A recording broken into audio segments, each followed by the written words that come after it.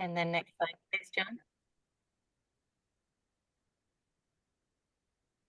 Good evening. My name is Tracy Craig, and I'll be moderating tonight's meeting. First of all, thank you for joining us. This is Alameda County Environmental Health Department's community meeting to discuss the proposed cleanup plan for the 2703 Martin Luther King Jr. site.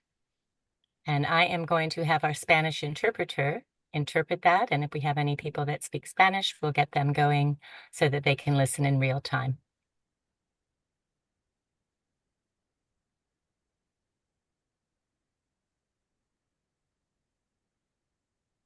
Buenas tardes. Aquellas personas que necesiten utilizar la interpretación pueden encontrar el icono del mundo en la parte inferior de la pantalla de Zoom. Allí pueden hacer clic en interpretación y en idioma español.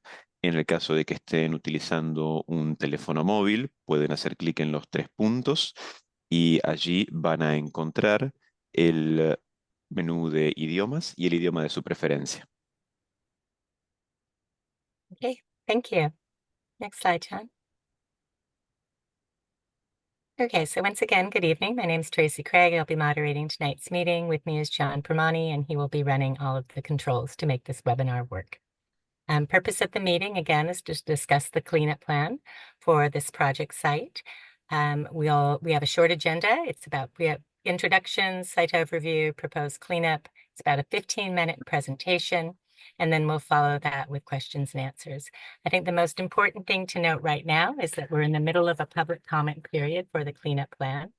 So this meeting, we sent out a fact sheet to notify folks, and then we have a meeting at the midpoint. Tonight, you can comment on the cleanup plan. Let us know your thoughts about it. All those comments will be considered before we approve, deny, or modify that cleanup plan. A couple housekeeping things before we get going. This is a webinar. That means that meeting attendees do not have audio or visual feed. I don't believe we have any meeting attendees tonight, but we will be running this meeting anyway. And if people would like to see it at a later date, it will be uploaded to the GeoTracker, which is the State Water Board's website. And there'll be a link at the end of the meeting where people can find that. If we do have attendees that come in later, they can certainly ask questions by raising their virtual hand, or they can type the question in the question and answer box. John Permani will be monitoring that. And I think this, as I said, this is being recorded. And next slide, please. Okay, so there's quite a few regulatory agencies that oversee a project like this. First of all, Alameda County Environmental Health Department. They oversee the investigation and cleanup work and are the lead agency. With us tonight is Dylan Rowe, who's a professional engineer in California and is also the chief of Land and Water Protection Division. And Dylan, will you raise your hand, please? Okay, and then we also have, I can't even talk tonight, excuse me, Paresh Katari, who is the program manager. And then we have Noel Liner, who is the actual case manager doing the day-to-day work. And then we also have the State Water Resources Board, who manages and facilitates the funding for the site.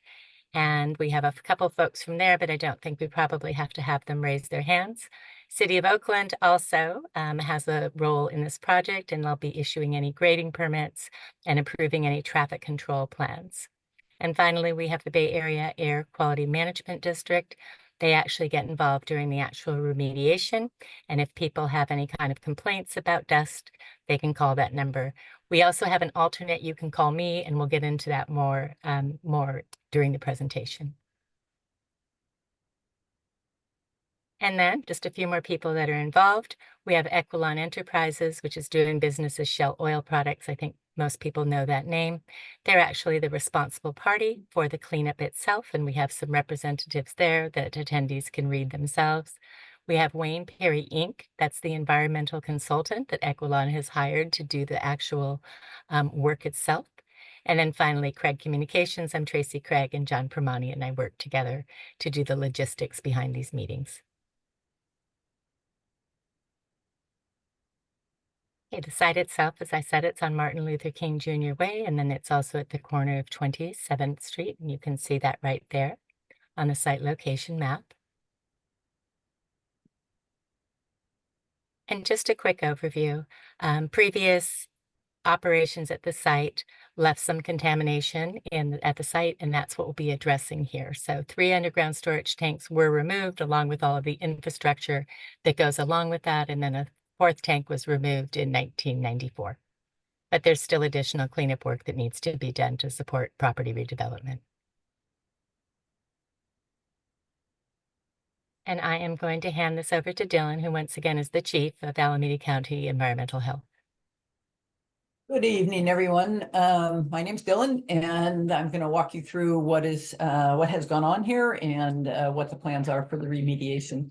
So site investigations have been conducted over a very long period of time, from 1994 to 2024, to evaluate releases from underground storage tanks and associated piping and dispenser islands that have been historically at the site. Petroleum products have impacted soil, groundwater, and soil vapor, and that is gas that is between soil particles on site, and they have also impacted groundwater and soil vapor off site. So the release happened on site, but the contaminants have moved off site. Next slide. And then just really quickly, Dylan, we do have one person that's attending, and we're going to promote them to a panelist so that we can see their face if they so choose. And we've just sent the offer, so thank you. And for that one attendee, you do not have to join us as a panelist if you don't want, but if you would like to ask a clarifying question during the presentation, you can raise your virtual hand, or you can type the question. You can type the question in the question and answer box, and we'll be monitoring that throughout the presentation. Presentation is short, 10 to 15 minutes, and then we'll open it up for public comments. And thank you for your time and joining us. We appreciate you. Thank you. Okay, so this figure shows the location of the site. It's off in the bottom right-hand corner, and it is in the middle of a residential neighborhood. So as a person that has joined in, if you live around here, you should be familiar with the site. And this map has a lot of dots, a lot of different symbols that show where the locations of where soil and groundwater and soil vapor samples have been collected over the last 30 years. And it just is an indication that you can see that there have been monitoring wells and other kinds of monitoring points off the site to evaluate the impacts from off-site. Next slide. So the proposed cleanup is going to be an excavation job, and in order to facilitate the excavation, which is going to occur right up next to the adjacent property boundary. John, if you would go backwards just 1 second, and I'd like to just kind of talk about that. Actually, I guess it's on the next slide, so I'll get it on the next slide. So there's shoring that's going to be installed to protect the adjacent structures from any kind of settlement that may occur, or damage that may occur from the excavation. The excavation is going to be between 10 and 15 feet deep, and it will include pumping groundwater that's going to be encountered as the soil is excavated. The groundwater will be removed from the excavation pit and will be stored in tanks that are going to be located on site and eventually disposed of at a licensed disposal facility. The soil will be directly loaded into trucks or bins and transported to transported offsite to a disposal facility. There may be instances where limited stockpiling occurs, but the intent is that the soil will be transported offsite on the same day that it is excavated. And then the backfilling of the excavated area will be done with clean fill material that has been analyzed to make sure that new contaminants are not brought onto the site. And ultimately, the asphalt will be surface will be repaved. The work hours are in accordance with the City of Oakland permit conditions, and those will be from 7 a.m. to 7 p.m. Monday through Friday, and Saturdays from 8 to 5 p.m. Next slide. So this is a slide that shows where the excavations are going to occur. The green is where excavations will go to 10 feet, and pink is where it will go to 15 feet. And you can see that this excavation is located right next to this house. So the shoring will be installed to protect that house. And they will be doing settlement monitoring during the excavation. Before the excavation starts, all these cars, there's a lot of cars on the site, they will be removed from the site to allow access for all the equipment that's going to need to move around as this site is excavated. Next slide. So environmental health has a couple of charges. One is to clean up contamination and oversee cleanup of contamination. The other is to protect the community during the cleanup of contamination. This site is in West Oakland. It is one of our environmental justice communities, and we pay a lot of attention to our environmental justice communities.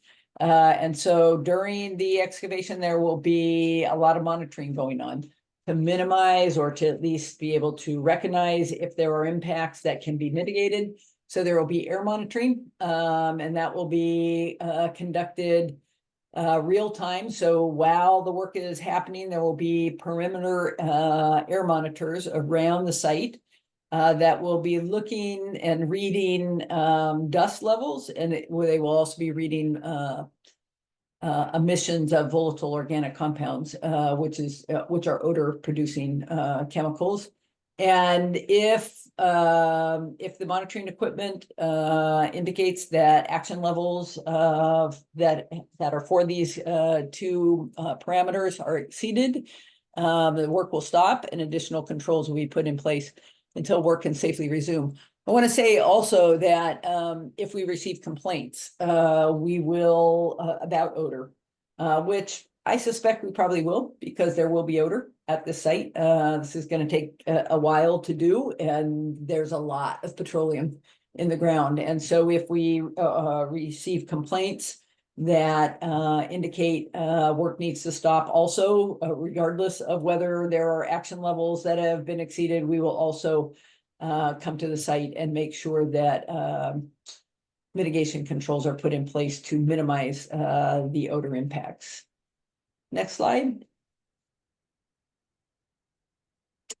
In addition to odor and dust, there will be, well, the measures that will occur in addition to the monitoring of it is actual real measures that will include keeping soil wet as wet as they can, wet during the excavation, covering the excavation. So at the end of each night, there's going to be a big hole in the ground. So covering that excavation with tarps, using additives for odor controls, direct loading soil into trucks so that they don't sit in stockpiles on the site for any amount of time. Ensuring that equipment is free of soil before it drives onto the streets in your neighborhood, and temporarily storing groundwater that's collected during the excavation in tanks where it will ultimately go offsite for disposal. And then it is anticipated that this work will start in October and potentially continue into November. And so we may potentially encounter some wet weather. And so there will also be wet weather stormwater protocols to make sure that stormwater does not carry any kind of contaminants off the site and into storm drains. I do want to say that, and I'm going to say it again because it's probably the thing that I will hear complaints about, is odor. Odors are going to be, they're going to be odors from a couple of things. One is going to be from the petroleum in the ground. The other odors that can happen are from some of the additives that are used for odor control. The odors are, affect people differently. If I am anywhere near diesel odors, my lungs feel like I have an elephant sitting on me. They are temporary nuisance odors, but they can feel really bad. So if you are sensitive to odors, please, keep your windows shut, keep your doors shut, and let us know if it is unbearable. Next slide. So there's going to be a lot of trucks coming in and out of the site, and it's a pretty busy corner. And so there's going to be a traffic control plan, and there are going to be up to 18 trucks leaving the site daily. There are basically going to be 6 trucks that are used, and they will circle around from the site to an area where they will wait to come back on the site as they go from the site to the landfill. And the truck drivers will adhere to City of Oakland traffic control plan, one that Alameda County has also reviewed, that minimizes travel through the residential streets. As there will be 1 truck at a time that will be on the site, and when the trucks are on the site, they will not idle, their engines will be off. And when that truck leaves, then another truck will come onto the site that is being staged over on Maritime Street near the Port of Oakland. The trucks will not queue or park on residential streets. The trucks will not idle, as I just said, and they will also be ensuring that the trucks are free of soil before leaving the site to prevent any kind of dirt track out. If there is dirt track out, there will be sweeping of the streets. And kind of lastly, the trucks will be regularly monitored to assure that they are in good mechanical order. Next slide. So this is the truck route, and the staging area is over in the Port of Oakland, where the trucks will wait, and then they will come one at a time along West Grand to the site, and then get the soil and leave. Next slide. So I'm going to turn this back over to Tracy Craig. There are, environmental health requires that a public outreach specialist be on board to help facilitate getting information out to you and to receiving complaints so that they can direct it to the appropriate people. And we're very lucky to have Craig Communications doing this work on this project. And Tracy, I'm going to send it over to you now. Okay, great. Thank you. So communications, we will have a site. I think you got the fact sheet for this, and we'll have a site sign up there that has contact information and along with security fencing. And my phone number will be there. It's my cell phone number. And I encourage people that if they have an issue or smell an odor to call me. It's the fastest way to get addressed. The way we do handle odor complaints is you call or text me. I have a direct line to the contractor and to Equilon, and we quickly address the situation, and then we call you back and close that communications loop. We also keep a log of all complaints received and how we resolved them and in the time frame that we did it. So you can call me anytime, 24/7, if you see something funny out there, and that also includes weekends. And my number will be on the next slide. We'll also be distributing work notice 5 days before the work so that people can plan accordingly and have a heads up that the work will be beginning. And then all of the environmental reports, including a copy of this presentation tonight, the presentation we have, a video recording will be uploaded to the Water Board's GeoTracker database, and we have that information on the last slide that has all of these resources. I think we touched on the schedule, but again, the public comment period is running from August 1st through August 30th, so that's the public's opportunity to give us their opinions and thoughts on the cleanup plan. Alameda County will be issuing a response to comments document. That document responds to all of the comments that were received, and we send it to all of the people that commented, providing that you give us a way to get in touch with you. And then Alameda County will decide to approve, deny, or modify the plan so that the work can go forward. Again, we'll send a work notice out before the work begins. The work itself is 4 or 5 weeks long, and communications will be ongoing through that whole time. And just a note, the schedule is tentative. It's always subject to change. And this about concludes our presentation. So public comment period is up there. Here's the GeoTracker website. Here's my name, and my cell phone number is there, and I'm going to read that out. It's 510-334-4866. I welcome people to call me at any time if they have questions or concerns. There's also my email there as well. That concludes our presentation. So I know that we do have one attendee. I'd like to open it up for questions. If you have any questions, please just raise your hand and we will unmute you, and we would be delighted to hear from you. Thank you.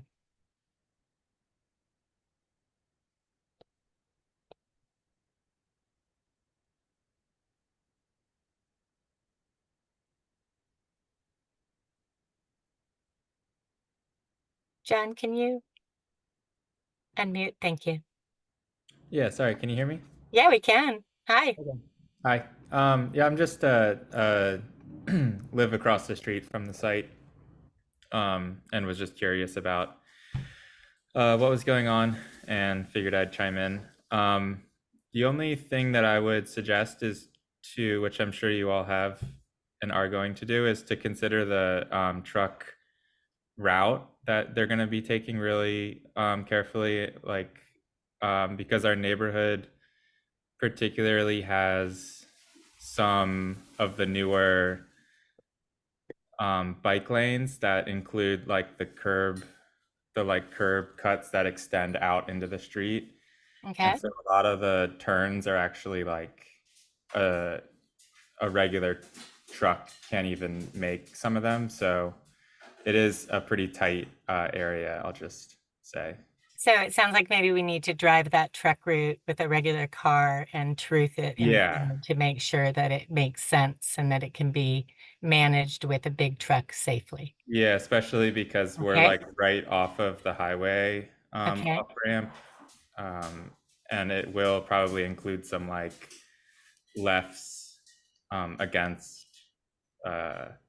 traffic. I would assume if you're coming up MLK to take a left onto the site, you'll go through the 27th and MLK intersection, which is like a really busy intersection for like a small neighborhood. It is. It's a little hairy. It's tough. There's a lot of accidents.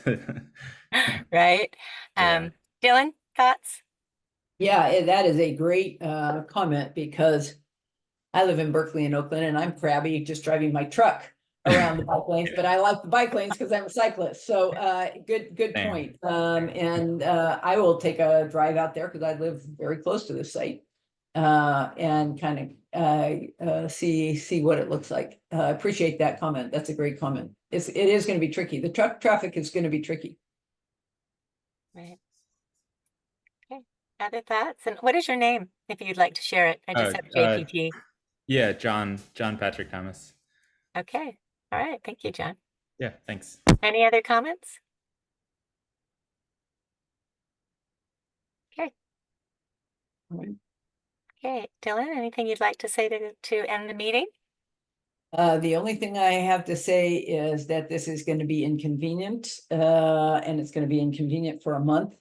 But it has been sitting in the ground for a long time, this contamination, and I am really happy that we have a plan to remove the bulk of it. And appreciate everybody on this team, the State Water Board, Equilon, my staff, Grid Communications, everybody for moving this forward. And we're going to do our best job to get this out and get this closed without a lot, with the minimum amount of disturbance to everybody that lives in this community. Great.